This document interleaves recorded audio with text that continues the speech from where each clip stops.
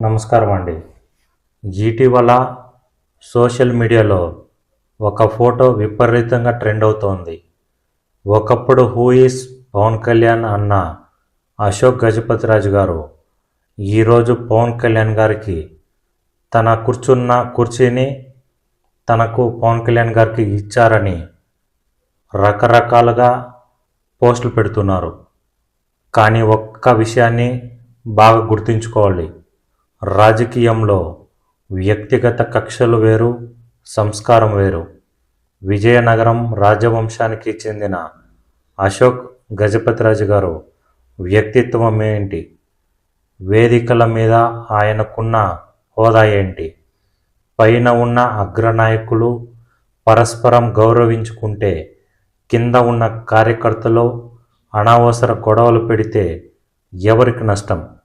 అసలు ఈ వివాదంపై మనం తెలుసుకోవాల్సిన నిజాలేంటి ఈ వీడియోలో స్పష్టంగా విశ్లేషిద్దాం.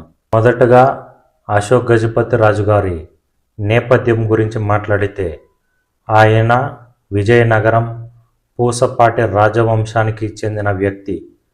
దశాబ్దాలుగా మచ్చలేని రాజకీయ ప్రస్థానం కలిగిన సీనియర్ నాయకుడు. ఎమ్మెల్యేగా, రాష్ట్ర మంత్రిగా, కేంద్ర విమానయాన శాఖ మంత్రిగా ఆయన అందించిన సేవలు, చూపించిన క్రమశిక్షణ మరవలేనివి.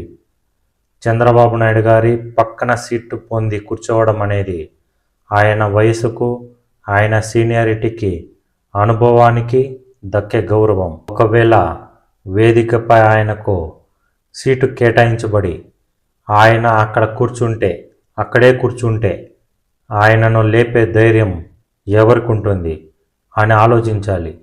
ఎందుకంటే అది ఆయన సంస్కారం, ఆయనకున్న రాజకీయ హోదా.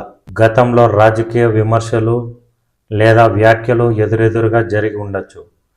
కానీ కాలక్రమేణా రాష్ట్ర ప్రయోజనాల కోసం, ప్రజా సంక్షేమం కోసం కూటమి ఏర్పడినప్పుడు నాయకులు గతాన్ని పక్కన పెట్టి ఒకరికొకరు మర్యాద ఇచ్చిపుచ్చుకుంటున్నారు. పవన్ కళ్యాణ్ గారికి పెద్దలంటే ఎంత గౌరవం ఇస్తారో మనందరికీ తెలుసు. అలాగే అశోక్ గజపతిరాజు గారు కూడా చిన్న పెద్ద అని తేడా చూడకుండా అందరికీ గౌరవం ఇస్తారు. అగ్రనాయకులు, అధినేతల మధ్య లేని వివాదాలను వెతికి పట్టుకోవడం సరైన పద్ధతి కాదు. ఇక్కడ ముఖ్యంగా జనసేన నాయకులు, కార్యకర్తలు ఆలోచించాల్సిన పాయింట్ ఒకటి ఉంది.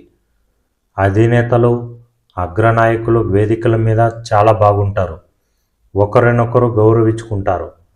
కానీ కింద ఉన్న క్షేత్రస్థాయి నాయకులు, కార్యకర్తలు సోషల్ మీడియాలోనూ బయట అనవసరంగా గొడవలు పెడితే ప్రజల్లో చులకనయ్యేది మనమే.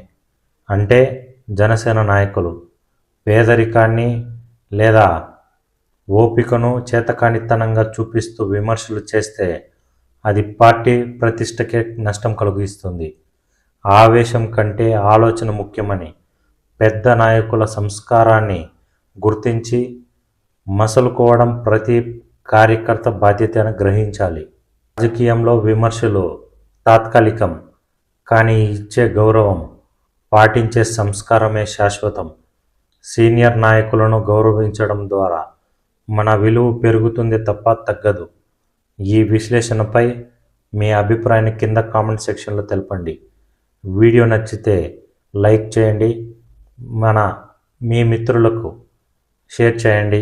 మరిన్ని రాజకీయ విశ్లేషణల కోసం మన ఛానల్ని వెంటనే సబ్స్క్రైబ్ చేసుకోండి. జై హింద్.